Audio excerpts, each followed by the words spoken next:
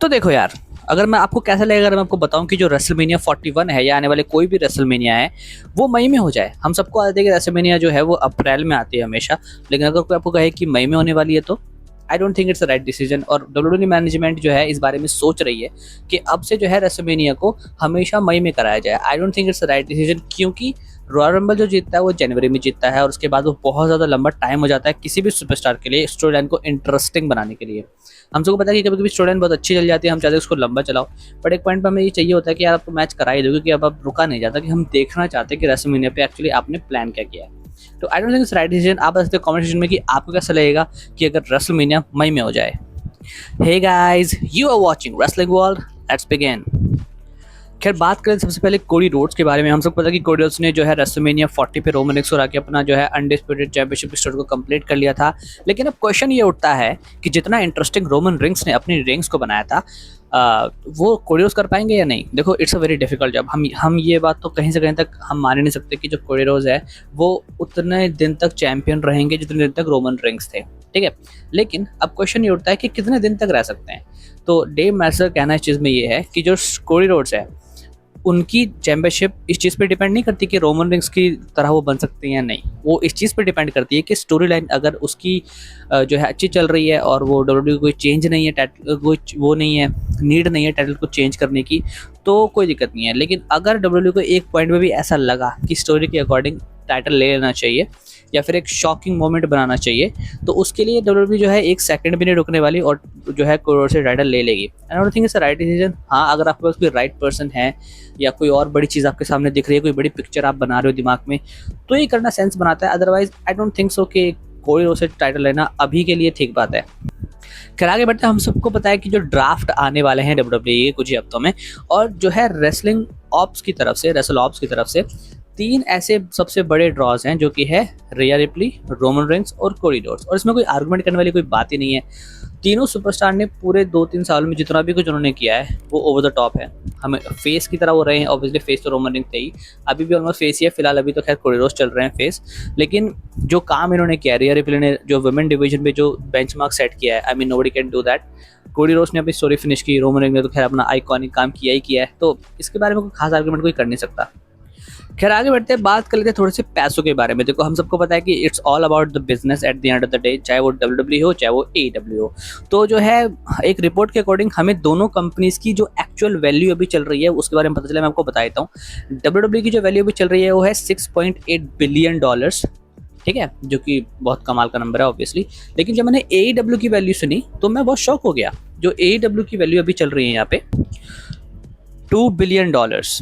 I mean मैं देख के बड़ा शॉक हो गया कि यार एडब्ल्यू जो अभी 3-4 साल पहले ही आई, 3-4 साल, चलो 5-6 साल, I have do not have the exact number, लेकिन बहुत देख के अच्छा लग रहा है। अच्छा भी लग रहा है, थोड़ा सा शॉकिंग भी लग रहा है कि जो डब्ल्यूडब्ल्यूई है वो कितने सालों से, आई मीन 70-80 साल से जो है प्रो रेसलिंग चल रही है डब्ल्यूडब्ल्यूई की, और ये 4-5 सालों में ही 1/3 तो जितना उनकी रेवेन्यू तक जो है वैल्यू तक पहुंची गई। तो आने वाले टाइम में पता नहीं डब्ल्यूडब्ल्यूई क्या क्या करेगी और एडब्ल्यू क्या क्या करने वाली है। खैर आगे बढ़ते हैं, बात कर लेते हैं शेमस के बारे में। हम सबको पता है कि मॉन्ट्रियल में जो रॉ का एपिसोड हुआ था वहाँ पे शेमस का रिटर्न हुआ। मैं बहुत ज़्यादा एक्साइटेड था शेमस को देखने के लिए, और जैसे वो स्क्रीन पे आप सबको पता है कि आउट ऑफ शेप थे, बहुत अजीब लग रहे थे, ऑकवर्ड लग रहे थे। तो उसके ऊपर जो है उनकी काफ़ी ज़्यादा ट्रोलिंग हुई है सोशल मीडिया पर। तो उन्होंने एक ट्रोलर का रिप्लाई किया जहाँ पर उन्होंने अपनी फोटो जो है मैकडोनल्ड के जो रेस्टोरेंट के बाहर लगा दी है और सबको बता दिया है कि देखो यार, अगर तुम फनी बन सकते हो तो मैं भी आप लोगों को जवाब दे सकता हूँ। तो मुझे वैसे सही चीज़ लगी। हालांकि जो शेमस है वो कहते हैं कि मेरा जो रिटर्न था वो अभी के लिए नहीं होने वाला था। जो मेरा रिटर्न था वो ड्राफ्ट के बाद का था, कुछ महीने बाद का था, तो इसलिए वो जो है इतनी ज़्यादा शेप में नहीं थे। लेकिन जैसे वो उनको अगर पहले बुला लिया तो वो आउट ऑफ शेप है, और इसमें कहते हैं कि मेरी कोई गलती नहीं है। पर हाँ, मैं जिम में काम कर रहा हूँ और आने वाले टाइम में मैं अपनी बॉडी को दोबारा से जो है परफेक्ट कर लूँगा। खैर आगे बढ़ते हैं, बात कर लेते हैं गंथर के बारे में। हम सबको पता है कि गंथर का जो टाइटल रिंग था, इतना iconic intercontinental championship title ring, वो भी जो है सैमी ज़ेन ने उनको हरा दिया, और वो टाइटल रिंग जो है चैंपियनशिप वो सैमी ज़ेन के पास है फिलहाल। लेकिन जब से लेके अब तक हमने गंथर से ना तो कोई जो है रिएक्शन देखा है, ना उनको कोई बात उन्होंने बताई है टाइटल लॉस के बारे में। अभी जो है रिसेंटली सोशल मीडिया पर उन्होंने ये फोटो डाली है जिसके ऊपर लिखा है नेक्स्ट डेस्टिनेशन। तो अभी कुछ समझ में नहीं आ रहा इसको पोस्ट को देख के, क्या वो रेसलमेनिया मेन इवेंट को कंसीडर कर रहे हैं, क्या वो एक बड़े फेस की तरफ देख रहे हैं। ऑब्वियसली में सिंपल सी बात तो यही है कि टाइटल अगर लिया भी है गंथर से तो वो वैसे भी मेन इवेंट पिक्चर में जाने वाले हैं। सैमी ज़ेन तो मेरे ख्याल से मिड कार्ड में रह जाएंगे टाइटल को लेके। लेकिन जो गंथर है वो मेन इवेंट पिक्चर में फॉर श्योर जाएंगे और हो सकता है हमें बहुत सारे ड्रीम मैचेस देखने को मिले जो हम सोच रहे थे कि इस साल रेसलमेनिया 40 पे हो जाएंगे, जैसे कि ब्रॉक लेसनर वर्सेस गंथर। अब देखते हैं कि आगे समर स्लैम वगैरह पे किससे इनका मैच होता है। खैर आगे बढ़ते हैं, बात कर लेते हैं कोडी रोड्स के बारे में। कोडी रोड्स जो है अपने रिसेंट इंटरव्यू में इस चीज़ को क्लियर करते हैं और बताते हैं कि जो गिफ्ट रॉक ने रोमन रिंग्स को दिया था नाइट आफ्टर रेसलमेनिया रॉ पे, कहते वो कोई ऐसा गिफ्ट था जो पहले मैंने ही जो है रॉक को दिया था। अब देखो उन्होंने क्लियरली तो कुछ भी मेंशन नहीं किया कि उस गिफ्ट में एक्चुअली क्या था या उन्होंने क्या दिया, लेकिन वो बताते हैं कि ये वही गिफ्ट है जो मैंने रॉक को दिया था। अब सोशल मीडिया तो लोग बहुत ज़्यादा मजाक भी बना रहे हैं कि भाई क्या लेना देना चल रहा है, हमें तो बताओ कुछ। तो वैसे कुछ क्लियर तो उन्होंने नहीं किया, लेकिन इसी के साथ साथ कोडी रोड्स एक बहुत कमाल की बात इंटरव्यू में क्लियर करते हैं और वो बोलते हैं कि अगर किसी और जनरेशन में हम होते, किसी और टाइम में हम होते, तो I could be the best Paul Heyman guy. I mean सुन के कितना अजीब लग रहा है ना कि कोडी रोड्स पॉल हेमन गाय। और देखो डब्ल्यूडब्ल्यू है और डब्ल्यूडब्ल्यू इस टाइम इतनी प्रॉफिट में चल रही है, इतनी कुछ चीज़ें कर रही है, वो कुछ भी कर सकती है अभी। तो आपको कैसा लगेगा कि कोडी रोड्स पॉल हेमन गाय बन जाए तो? खैर आगे बढ़ते हैं, बात कर लेते हैं रोमन रिंग वर्सेस रॉक के बारे में। और देखो हम सबको ये मैच चाहिए था यार रेसलमेनिया 40 पे, तो हालांकि चाहिए है और उस टाइम पे नहीं चाहिए था रेसलमेनिया 40 के टाइम पे, बिकॉज कोडी रोड्स डिजर्व करते थे मेन इवेंट। लेकिन जो है अब इस मैच के लिए हर कोई एक्साइटेड है और हर कोई ये कह रहा है कि यार अब तो हो गया, सब सेटल डाउन हो गया, अब रेसलमेनिया 41 पे फटाफट करा दो रॉक वर्सेस रोमन रिंग। तो इसके ऊपर देखो थोड़ा सा मेरा ऑब्जर्वेशन है, थोड़ी सी रिपोर्ट में आपको बताया था उसके अकॉर्डिंग। फिलहाल के लिए ये मैच जो है का थोड़ा टाइम लगेगा इस मैच को जो है होने के लिए, क्योंकि अभी जो है रॉक ने कोडी रोड्स को पिन किया है रेसलमेनिया 40 की नाइट 1 पे। तो जब तक कोडी रोड्स और रॉक का जो है मैटर जो है वो सॉल्व नहीं हो जाता, तब तक हम रोमन रिंग्स पे फोकस नहीं कर सकते अकॉर्डिंग टू माय ऑब्जर्वेशन, ठीक है। लेकिन अगर मैं डब्ल्यूडब्ल्यू के अकॉर्डिंग आपको बताऊं तो वो प्लान कर रही है इस मैच को रेसलमेनिया 41 पे, और मुझे समझ में आ रहा है किस तरीके से वो प्लान करने वाले हैं।